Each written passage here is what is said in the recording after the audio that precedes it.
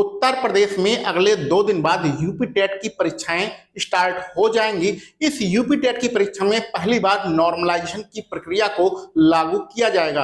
आप लोगों के मन में बहुत सारे डाउट हैं कि जब नॉर्मलाइजेशन लागू होगा तो क्या हमें पूरे 150 प्रश्नों को अटेम्प्ट करना है, उसको हम करें या ना करें, जितने प्रश्न हम गलत करेंगे उसके हमारे नंबर कटेंगे। ऐसे बहुत सारे आपके डाउट हैं। तो इस वीडियो लेक्चर में आपके जितने भी प्रश्न हैं, जितने भी डाउट हैं, वह सभी डाउट यहाँ पर खत्म हो जाएंगे। तो चलिए वीडियो लेक्चर को स्टार्ट करते हैं। तो पहली बार नॉर्मलाइजेशन की प्रक्रिया को लागू किया जाएगा यूपी टेट में, क्योंकि यहाँ पर जो आपका पेपर हो रहा है 2 से 3 शिफ्ट में हो रहा है। जो जूनियर वाला पेपर है 6 से 8 वाला, वह आपके 3 शिफ्ट में होगा। 2 तारीख को 2 पेपर होगा और 3 तारीख को मॉर्निंग शिफ्ट में जूनियर का पेपर होगा। यानी जूनियर 6 से 8 में आपके 3 पेपर होंगे। इसी प्रकार प्राइमरी में 3 तारीख को इवनिंग शिफ्ट में होगा और 4 तारीख को मॉर्निंग शिफ्ट में होगा।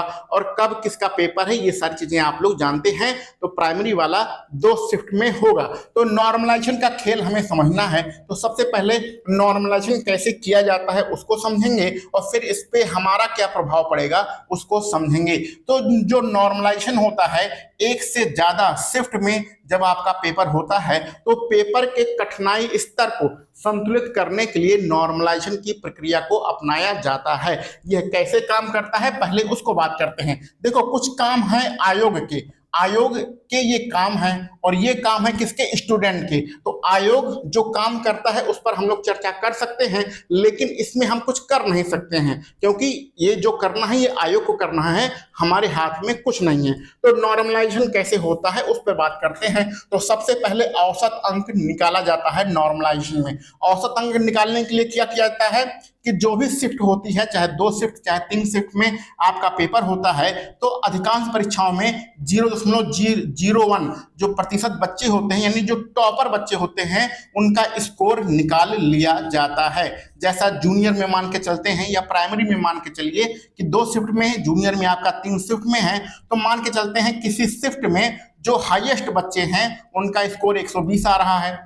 ठीक है, कितने, लगभग 100, 200, 500 जितने बच्चे हैं, किसी में 135 आ रहा है, किसी में 110 आ रहा है। तो प्रत्येक शिफ्ट में हाईएस्ट स्कोर आपने निकाल लिया। उसके बाद निकाला जाता है विचलन। विचलन का मतलब होता है कि कितना जो है स्टैंडर्ड डेविएशन है। इसका मतलब कि नीचे वाले कितने बच्चे हैं। तो इस शिफ्ट में जिसमें 120 आ रहा था उसमें किसी बच्चे के सबसे नीचे वाले जो बच्चे हैं, यानी कि कितने प्रतिशत, 0.01 या इस प्रकार कहीं कहीं 1% भी लिया जाता है। ये परसेंटेज से अभी हमारा कोई वैल्यू नहीं है, आयोग कितने भी बच्चों का ले सकता है। तो किसी 135 वाले में हो सकता है कि जो सबसे नीचे वाले बच्चे हों उनका 70 नंबर आ रहा हो, 110 वाले में हो सकता है वहां पर 80 नंबर आ रहा हो। कहने का मतलब कि हाईएस्ट जो टॉपर बच्चे हैं उनके कितना नंबर आ रहा है और जो सिर्फ पेपर गए हैं, तुक्का उक्का लगाया है, उनके कितने नंबर आ रहे हैं। तो ये हमारा पूरा विचलन निकल के आता है कि यहाँ से यहाँ तक का कितना अंतर है। ये चीजें हमें पता चल जाती हैं और पता चलने के बाद फिर हम इसका औसत निकाल लेते हैं। तो प्रत्येक शिफ्ट में हमें औसत पता चल जाता है कि कितना औसत आ रहा है। किसी में आपका औसत 90 आएगा, किसी में आपका 100 आएगा, किसी में हो सकता है 105 आए। तो इस प्रकार आप औसत पता चल जाता है कि एवरेज कितना नंबर आ रहा है। अब ये आयोग को डिसाइड करना है कि कौन सा पेपर कठिन है, कौन सा पेपर सरल है। ये सारी चीजें हमारी बस में नहीं है, हमारे कंट्रोल में नहीं है, सिर्फ इस पर हम लोग चर्चा ही कर सकते हैं। तो आयोग डिसाइड करता है कि भैया इस शिफ्ट वाला पेपर कठिन था, आयोग डिसाइड करता है भैया इस शिफ्ट वाला पेपर सरल था। तो जब पेपर कठिन आएगा तो यानी आपके नंबर क्या हो सकते हैं, बढ़ सकते हैं।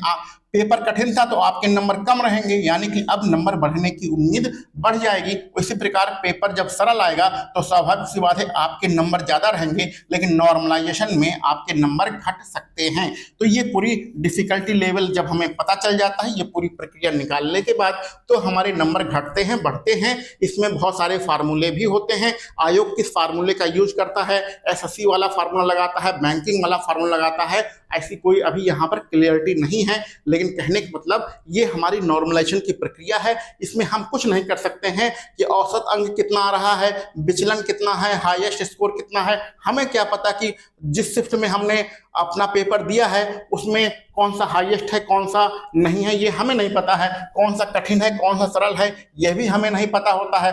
हो सकता है गणित का कोई प्रश्न है वह हमें बहुत कठिन लग रहा है, लेकिन कोई बच्चा कांस्टेबल की तैयारी कर रहा है, एसआई की तैयारी कर रहा है, रेलवे की तैयारी कर रहा है, उसे गणित का प्रश्न बहुत ही आसान लग रहा है। जीएस का कोई प्रश्न है वह हमें बहुत कठिन लग रहा है जो कि आपके पर्यावरण अध्ययन में आता है, लेकिन कोई बच्चा आरओ एआरओ की तैयारी कर रहा है, उधर लेखपाल की तैयारी करके आया है, पेट की तैयारी कर रहा है, उसके लिए वह प्रश्न बहुत ही आसान लग रहा है। तो कौन सा प्रश्न कठिन है कौन सा प्रश्न सरल है, कौन सा शिफ्ट कठिन है कौन सी शिफ्ट सरल है, हाईएस्ट स्कोर कितना है, औसत अंक कितना है, ये हमें कुछ भी नहीं पता होता है। ये सारे काम आयोग के हैं तो उन्हें करने देते हैं।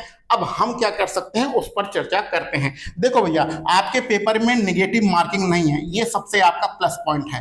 तो जब नेगेटिव मार्किंग नहीं होती है, अच्छा एक चीज समझते रहिए, यहाँ पर जो भी आपका प्रश्न होता है पहले उसको समझा देते हैं। यहाँ पर लिखते हैं कि मान लेते हैं कोई बच्चा है, मान लेते हैं कोई पेपर हुआ उसमें नेगेटिव मार्किंग है, मान लेते हैं कोई पेपर है उसमें नेगेटिव मार्किंग है, उसमें कोई बच्चा है उसने 100 में से 70 क्वेश्चन किए हैं और उसके 10 क्वेश्चन गलत हो गए हैं और 20 प्रश्न उसने छोड़ दिया था।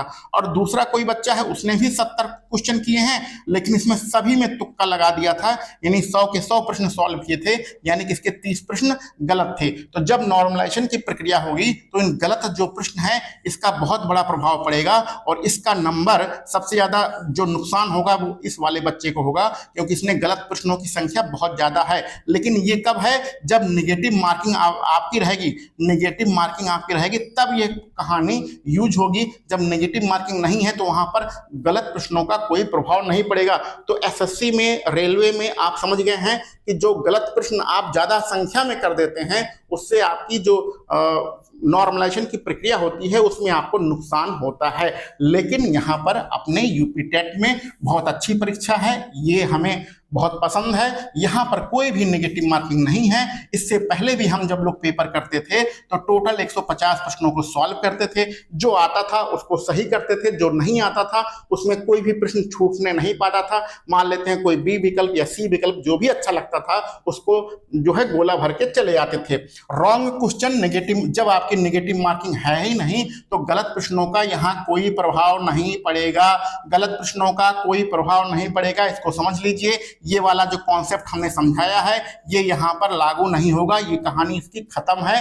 तो गलत प्रश्नों का कोई प्रभाव नहीं पड़ेगा। तो हमें टोटल 150 प्रश्न सॉल्व करना है। अब कुछ लोग पूछ रहे हैं भैया तुक्का लगाएं कि ना लगाएं, तो भैया आप मतलब बढ़िया तुक्का लगाओ, बढ़िया से जितना भी तुक्का लगा सकते हो लगाओ। गलत प्रश्नों का नॉर्मलाइजेशन पर कोई प्रभाव नहीं पड़ेगा क्योंकि यहाँ पर नेगेटिव मार्किंग नहीं है। इस चीज को समझ गए। अगर आपके कितने 100 प्रश्न आपको आ रहे हैं और आप 50 प्रश्न बचा है तो ये 50 छोड़ के नहीं आना है, घबराना नहीं है कि भैया नॉर्मलाइजेशन होगा तो हमारा गलत हो जाएगा, हमारे नंबर कम हो जाएंगे, घबराना नहीं है। आप बढ़िया से 50 प्रश्न जो बचे हैं इसमें जो भी विकल्प आपको सही लग रहा है, बी सी डी जो भी विकल्प सही लग रहा है उस पे आराम से गोला भर के, ओएमआर में गोला भर के आप आराम से आ सकते हैं। जो सटीकता होती है उसका प्रभाव बहुत ज्यादा पड़ता है, एक्यूरेसी का प्रभाव पड़ता है, लेकिन सारे जो गेम है वो नेगेटिव मार्किंग ने यहाँ पर बदल दिया है। तो एक्यूरेसी का यहाँ पर ज्यादा प्रभाव नहीं पड़ेगा, सटीकता का यहाँ पर ज्यादा प्रभाव नहीं पड़ेगा। वो वहां पर प्रभाव होता है जहां पर बहुत तगड़ी नेगेटिव मार्किंग का यूज किया जाता है। 1/2, 1/3, 1/4 ऐसे ऐसे नेगेटिव मार्किंग का यूज जहां पर होता है वहां पर आपकी एक्यूरेसी देखी जाती है। लेकिन यहां पर नेगेटिव मार्किंग ना होने के कारण पूरा खेल बदल गया है। तो सीधा सीधा कहने का मतलब ये है कि आपको जो पेपर मिलेगा, चाहे प्राइमरी हो चाहे जूनियर हो, टोटल 150 प्रश्न सॉल्व करने हैं।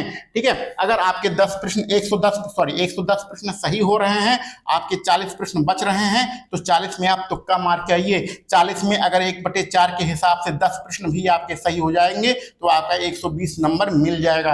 आप नॉर्मलाइजेशन की प्रक्रिया में परेशान थे, लेकिन यहाँ पर आपका 120 नंबर बन रहा है। ठीक है, तो नॉर्मलाइजेशन के लिए परेशान नहीं रहना है, जो भी करना है वो आयोग को करना है। वहां पर ये वाले सारे काम आयोग करेगा, लेकिन आपके हाथ में क्या है, नेगेटिव मार्किंग नहीं है। ये सबसे अच्छा काम आयोग ने किया है। तो टोटल 150 प्रश्नों को सॉल्व करना है। ठीक है, सारी बहस को यहीं खत्म करते हैं, सारे डाउट को यहीं पर खत्म करते हैं। क्या करना है, जैसे पहले करते थे, इससे पहले की जो परीक्षाएं होती थी यूपी टेट में, हम लोग टोटल 150 प्रश्न सॉल्व करके आते थे। ठीक है, वही काम आपको करना है, जो आ रहा है उसको करना है, जो नहीं आ रहा है उसमें तुक्का लगा के आना है। ठीक है, तो कुल मिला के सारी बहस को यहीं खत्म करते हैं। और इसके बाद भी अगर कोई डाउट है आपके मन में तो कमेंट बॉक्स में जरूर लिखिएगा। चलिए मिलते हैं अगले वीडियो लेक्चर में। और हाँ, एक चीज और रखिएगा, अभी 3 दिन का हमारे पास समय है, तो 3 दिन में हम लोग 150 बोल रहे हैं, 1500 यानी 1500 प्रश्नों का अभ्यास करने वाले हैं। गणित के 1500 प्रश्नों का अभ्यास हम लोग करेंगे, तो आप यूट्यूब चैनल को सब्सक्राइब कर लीजिए। और अब 2, 3, 4 मैराथन वीडियो लाएंगे, उसमें टोटल गणित के 1500 प्रश्न रहेंगे, जो कि प्राइमरी वाला 1 से 5 वाला जो है टीटी उसको कवर करेगा। तो ठीक है, तो चलिए मिलते हैं अगले वीडियो लेक्चर में। आप सभी लोगों को वीडियो देखने के लिए बहुत बहुत धन्यवाद।